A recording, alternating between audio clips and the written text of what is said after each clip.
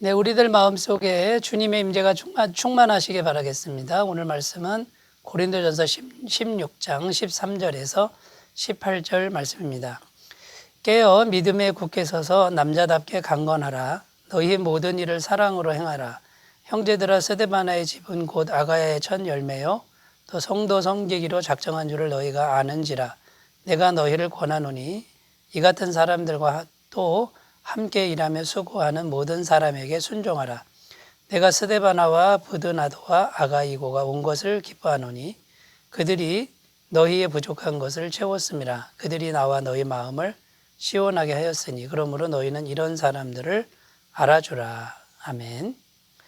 네, 오늘 말씀은 고린도 전서의 마지막 부분이 되겠습니다. 이 마지막 부분은 두 부분으로 구성되어 있는데 첫 번째 부분은 뭐냐면 사도 바울이 사도로서 고린도 교회 성도들을 향한 권면의 말씀을 주고 있는 내용이고요. 또 두 번째 부분은 마지막으로 인사말을 하는 부분입니다. 인사말이지만 축복 기도하는 그런 내용이죠. 그래서 이 두 부분을 가지고 오늘은 첫 번째 부분 권면의 말씀을 가지고 은혜를 나누고요. 내일은 이제 인사말이죠. 축도하는 축복 기도하는 이제 그런 부분을 가지고 이제 은혜를 나누도록 그렇게 하겠습니다. 오늘은 사도로서 바울이 고린도 교회를 향해서 권면의 말씀을 이제 주고 있는 그런 내용인데요. 고린도 교회를 향한 결론적인 말씀이라고 그렇게 평가할 수 있는 부분입니다. 그동안 고린도 교회 내에 여러 가지 문제들이 있는 것을 살펴보았죠.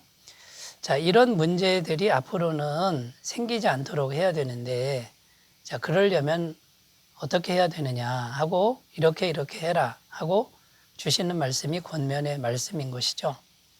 그래서 이 권면의 말씀이 어떤 내용인지를 우리가 살펴봄으로써 우리도 교회에서 신앙생활을 할 때 이 말씀에 따라 순종함으로 교회의 덕을 세우는 그런 사람들이 되었으면 좋겠습니다. 자, 첫 번째 사도 바울의 권면의 말씀 첫 번째는 깨어 믿음에 굳게 서서 남자답게 강건하라 이렇게 말씀을 주었습니다. 13절 말씀인데 깨어 믿음에 굳게 서서 남자답게 강건하라. 여기 보면 믿음에 굳게 서서 이렇게 되어 있잖아요. 한마디로 믿음이라고 할 수 있습니다. 믿음에 굳건하게 서서 강건해야 된다. 그러니까 믿음이 중요하다. 이런 내용이 되는 거죠. 자, 이 믿음 안에는 인간이 최선을 다해서 믿으려고 하는 그런 노력이 있어야 된다. 이것도 포함되어야 되고요. 그러나 그것만 가지고는 부족하고 하나님이 주시는 능력, 그러니까 우리의 믿음에 하나님이 믿음을 더해 주시는 이제 그런 은혜가 있어야 된다는 것을 포함하고 있는 것입니다. 자, 그러니까 믿음에 굳게 서서 남자답게 이렇게 되어 있습니다. 믿음에 굳게 서서 남자답게 이거는 마음을 강하게 하라 이제 그런 뜻이죠. 이거는 사람이 해야 될 부분이고요. 깨어 이렇게 되어 있는데 깨어는 기도하라는 이제 그런 의미입니다. 그러니까 기도를 해야 성령의 능력을 입을 수 있다 이런 뜻이고요. 또 강건하라 이제 이런 단어는 수동태입니다. 그러니까 강건해져야 된다. 원래는 이렇게 해석해야 되는데 하나님으로부터 강건해지는 것. 그러니까 우리가 마음을 강하게 해서 믿음을 굳게 해야 되는 것은 물론이고 기도해서 성령의 능력 받아야 되고 하나님의 도우심으로 강건해지는 이 두 가지가 합해져야 된다라는 것입니다.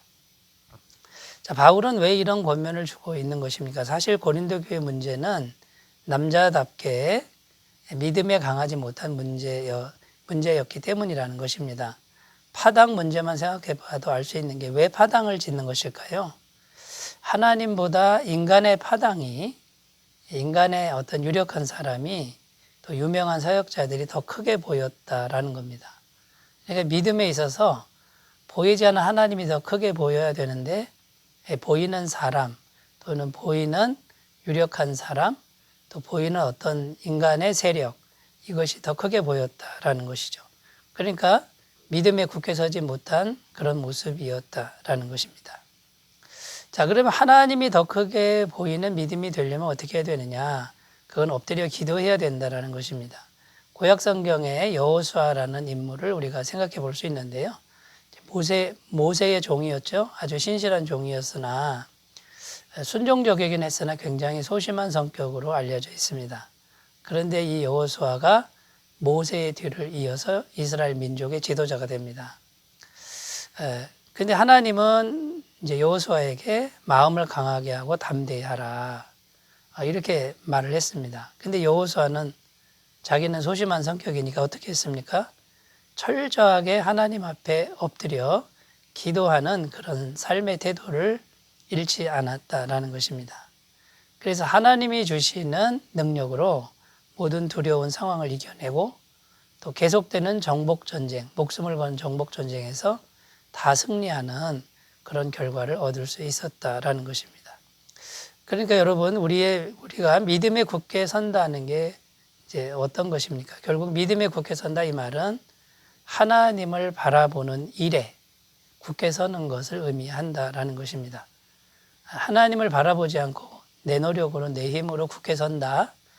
이것은 정말 부족한 이제 그런 결과만 얻을 것입니다. 시편 27편 14절 너는 여호와를 바랄지어다. 강하고 담대하며 여호와를 바랄지어다. 그러니까 여러분, 믿음에 굳게 서려면 여호와를 철저하게 바라보시는 이제 그런 삶이 되셨으면 좋겠습니다. 자, 두 번째 권면의 말씀은 뭐냐면요. 모든 일을 사랑으로 행하라 라는 겁니다. 사랑을 지금 강조하는 거죠. 14절 너희 모든 일을 사랑으로 행하라 이렇게 기록합니다. 첫 번째는 믿음을 강조했고 두 번째는 사랑을 강조하고 있는 것입니다. 사랑이라는 주제는요. 성령의 은사, 그 은사를 다룰 때에 이미 강조한 것입니다. 신령한 성령의 은사가 여러 가지가 있지만 가장 좋은 건 사랑의 은사다. 가장 큰 은사다. 이렇게 바울이 말한 적이 있죠. 자, 고린도 교회 내 성령의 은사 때문에 많은 혼란과 문제가 있었습니다. 그런데 그 문제의 핵심이 무엇이었습니까? 성령의 은사는 하나님의 선물입니다.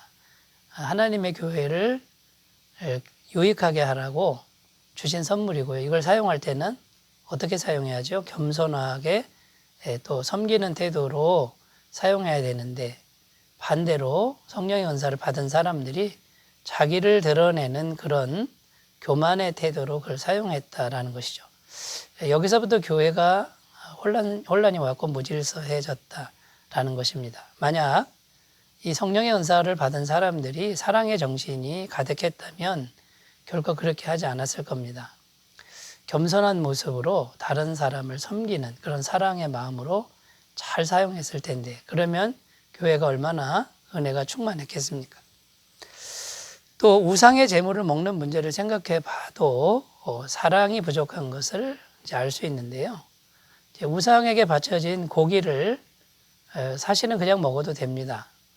여기까지는 문제가 없는데 정말 다른 형제들을 사랑한다 그러면 믿음이 연약한 사람들이 양심이 다칠 수 있습니다. 그럴 경우에는 고기를 자유롭게 먹을 수 있지만 안 먹는 거죠. 사도 바울은 어떻게 말을 합니까? 내 형제가 실족한다 그러면 난 영원히 고기를 먹지 않겠다. 이렇게 말을 했습니다. 이게 사랑이라는 겁니다.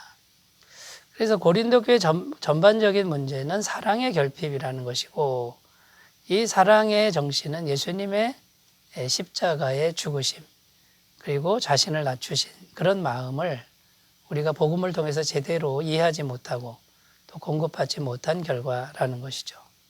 사랑하는 여러분, 모든 일을 사랑으로 행하라 라고 지금 이렇게 권면의 말씀을 주고 있는데 오늘날 우리들도 정말 마음의 중심을 담아서 들어야 될 말씀인 줄로 믿습니다.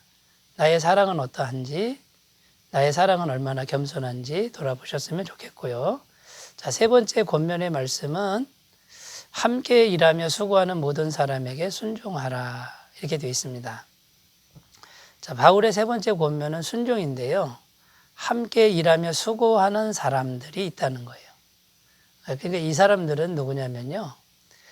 교회를 위해서 희생하는 사람들, 교회를 위해서 자기 것을 내놓는 사람들, 교회를 위해서 말없이 봉사하는 사람들, 자, 이런 사람들에게 순종하라라고 지금 말하고 있는 겁니다. 자, 15절에 보면요. 스데바나의 집이라고 나오는데 아가야의 첫 열매라 이렇게 되어 있습니다. 그러니까 사도 바울이 아가야 지방에 가서 처음으로 전도해서 예수 믿은 사람들이 스데바나 집 사람인데 이 사람들의 특징은 뭐냐면 교회를 섬기기로 작정했다 이렇게 되어 있습니다.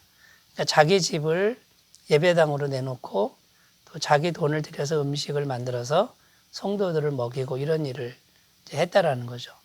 오늘날로 말하면 개척 멤버가 되는 겁니다. 자, 이런 분들, 그런데 이런 분들이 많은 걸 희생하죠. 많은 걸 자기 걸 내놓죠. 이런 사람들에게 순종하라라는 것입니다.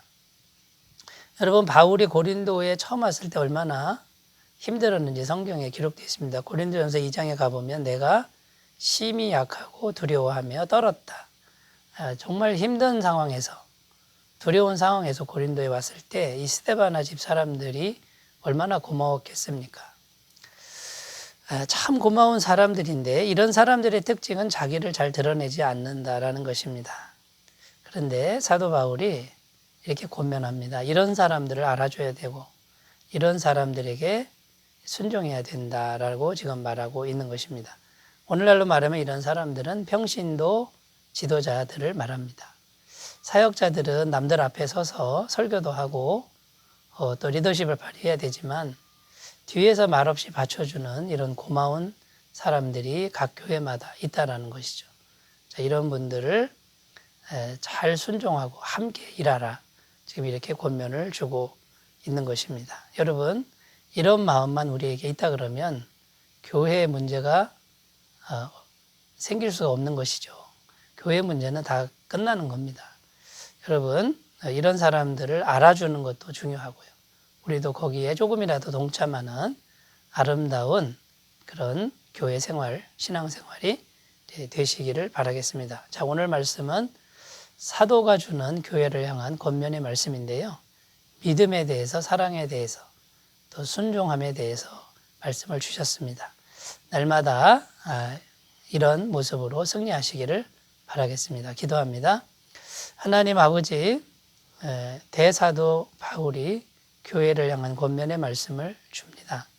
하나님 늘 기도하고 마음을 강하게 해서 믿음에 굳게 서고 사랑으로 겸손함으로 잘 섬기게 하시고 또 말없이 봉사하는 사람들을 그 사람들에게 정말 순종하는 우리들이 되게 하옵소서. 예수님의 이름으로 기도드립니다. 아멘. 주님의 평강이 충만하시기 바라겠습니다. 감사합니다.